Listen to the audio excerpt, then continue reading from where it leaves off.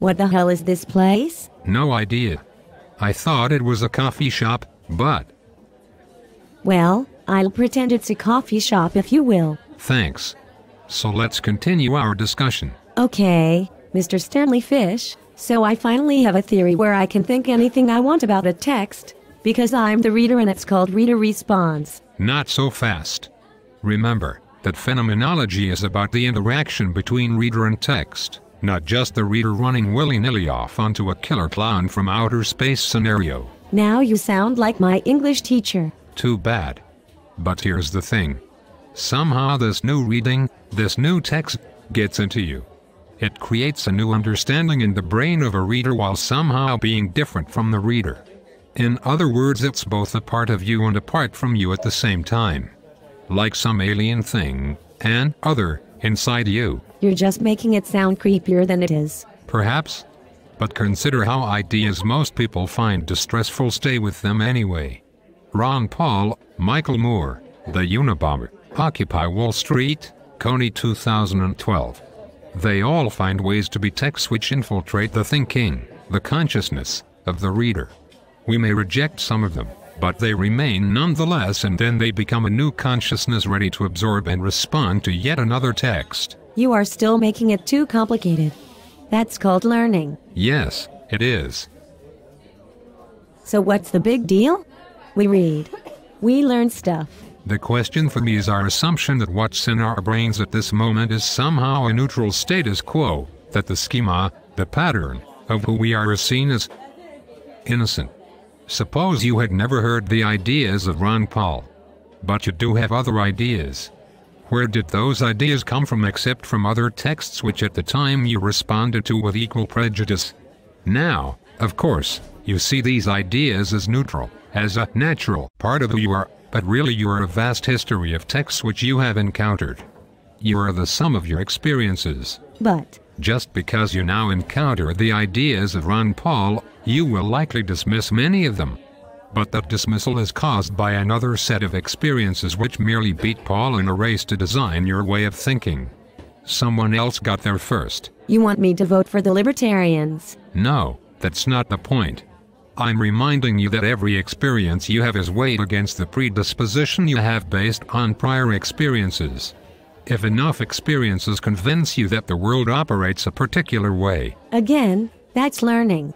I stick my hand on a stove enough times, I'm not going to accept someone telling me that it will be different next time. It is that, true, but it's not limited to that.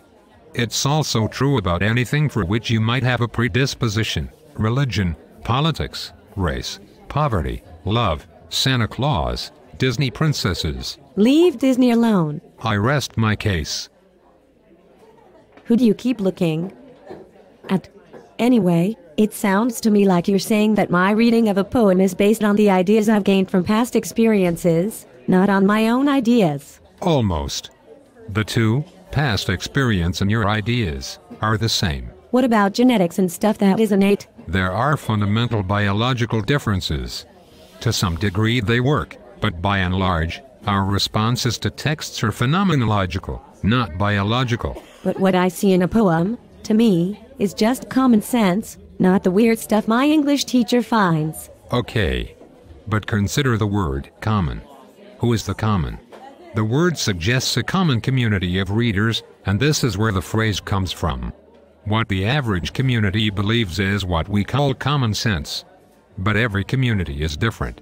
Islamic communities are different from Buddhist communities. The Kardashian community is different from a neighborhood in Watts. You tell me, what is common sense? Merely what you say it is? So when I read, I only consider what is acceptable based on the community of readers I live in. Largely.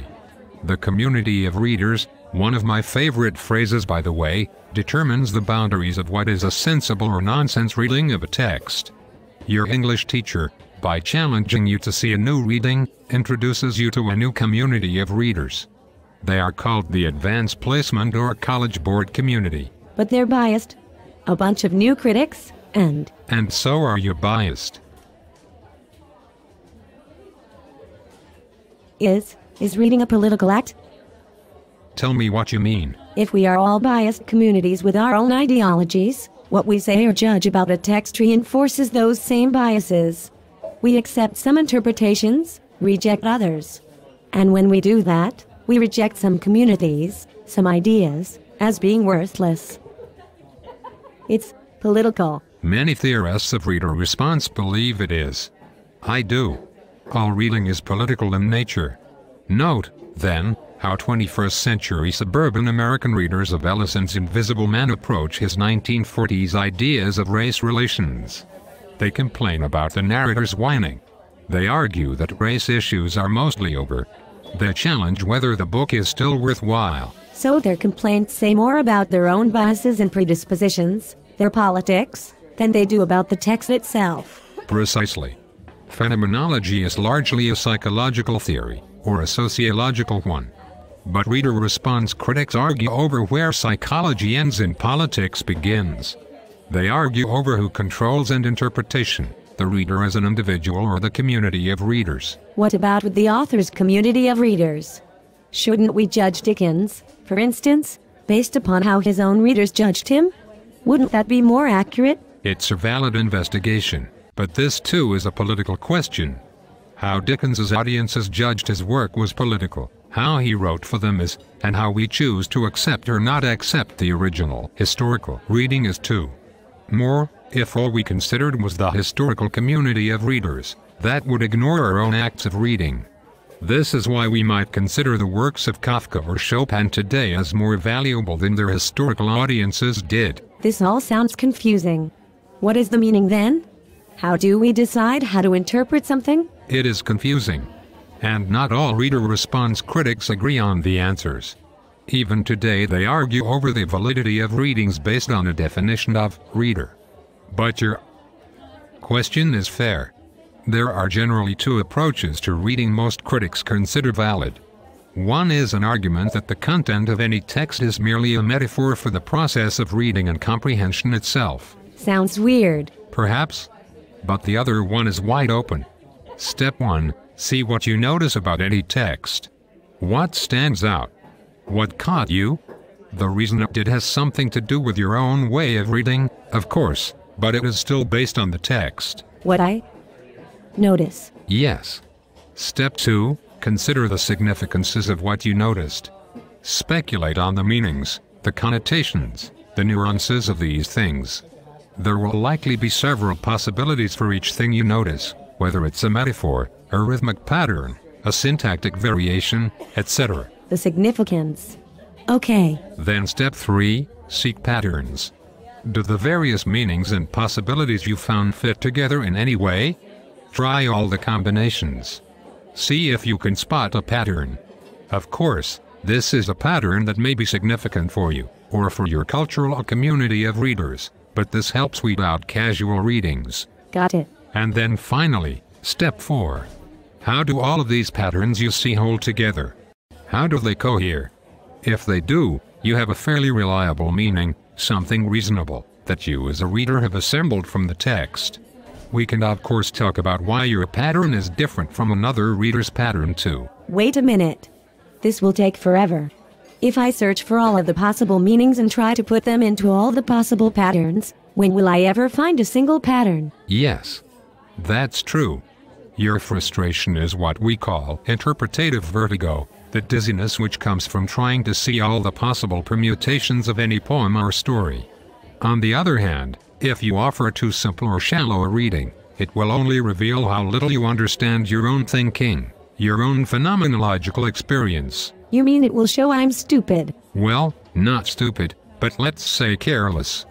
Texts work on us consciously or unconsciously. They become an essential part of who we are and we have no choice in the matter. What we can decide is to make their meanings conscious, and in so doing we better understand ourselves, personally and culturally. All I wanted was a theory that allowed me to come up with my own interpretations. And I gave you that, but at a price. Right. Now all I feel is anxiety about what I find in a poem, what I might miss in a poem, what happens when two patterns I see don't fit together, why someone else sees something I don't, and what I'm supposed to do if there's no one else that can tell me if my ideas are right. This is anxiety. Anxiety is the essence of reading. And it can paralyze us, I guess. But it can also make reading new, imaginative, and transformative. We begin to accept our experiences with an open and honest critical consciousness. It could be how our minds evolve. Phenomenologically speaking, yes. Can viewers find different meanings in this video? Of course. Right now, extra normal videos are kind of cool, but in a few years, people might say that they're as lame as a 5¼ inch floppy disk. Will the ideas surpass their medium? That depends on the viewer. And what a future community of readers will say about the historical Stanley Fish?